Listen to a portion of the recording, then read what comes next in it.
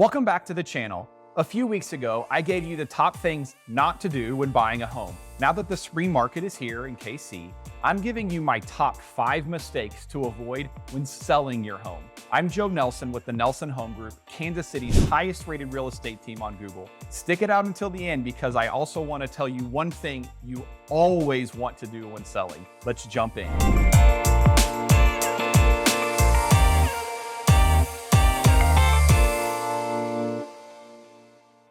Number 1, don't wait until you have to sell your home to start getting ready. Listing a home takes time, and then getting it under contract can take even more time. Start planning ahead the moment you think you might be ready to make a move. Very rarely is a house ready to hit the market exactly as it is. Often there are repairs or upgrades that are needed, decor and finishes that need staging, and you need to know what your bottom line is to make the sale make sense. Additionally, is the title clear of liens that would hinder closing? Do you have a set date that you have to start making payments on another mortgage? Draw up a first draft of your move-out plan and how long you think it will take to get ready, and then add on the amount of time it may take to go under contract. I can tell you from experience, it almost always takes a seller longer to get their house ready for the market than they expect. Sometimes it takes exponentially longer because life just gets in the way. The average number of days a home is sitting on the market in the greater Kansas City area is 49.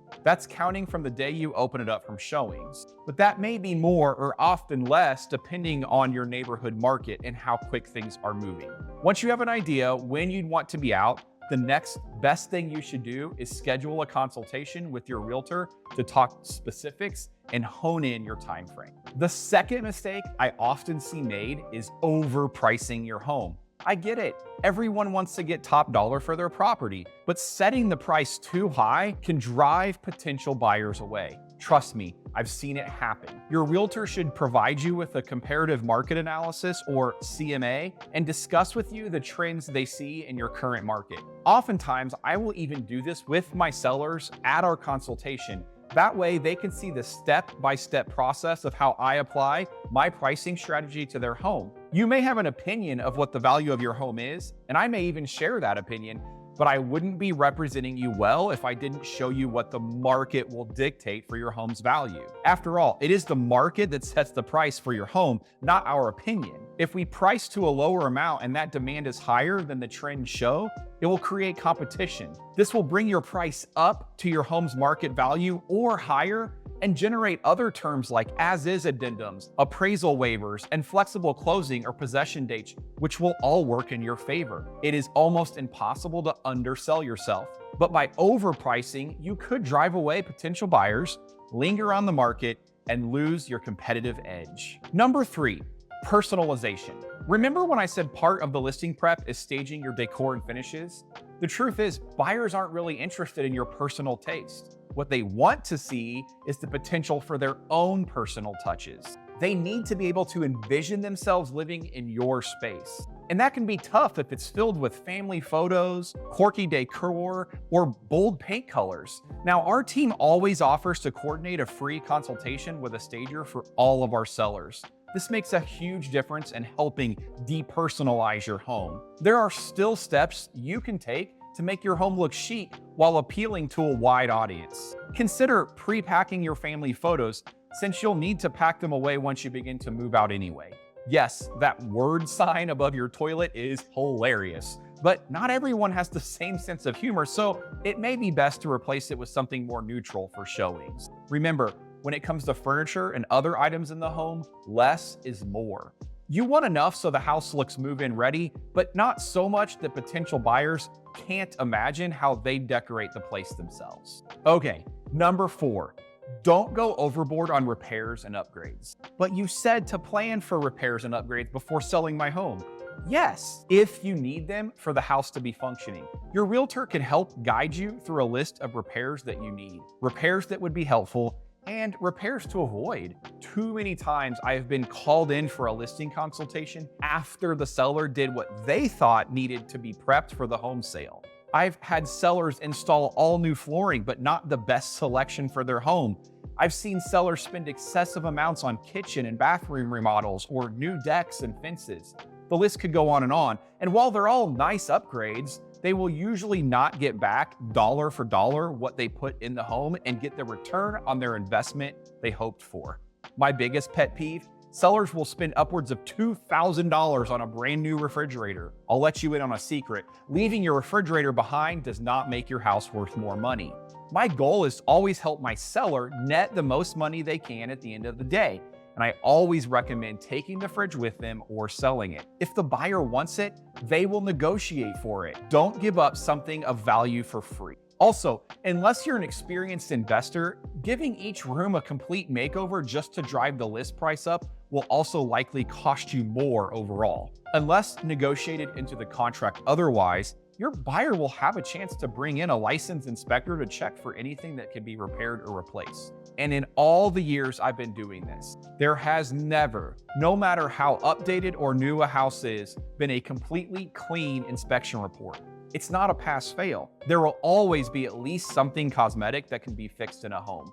You want to get ahead of repairs that you know will drive the demand for your home down, but leave the rest to negotiation.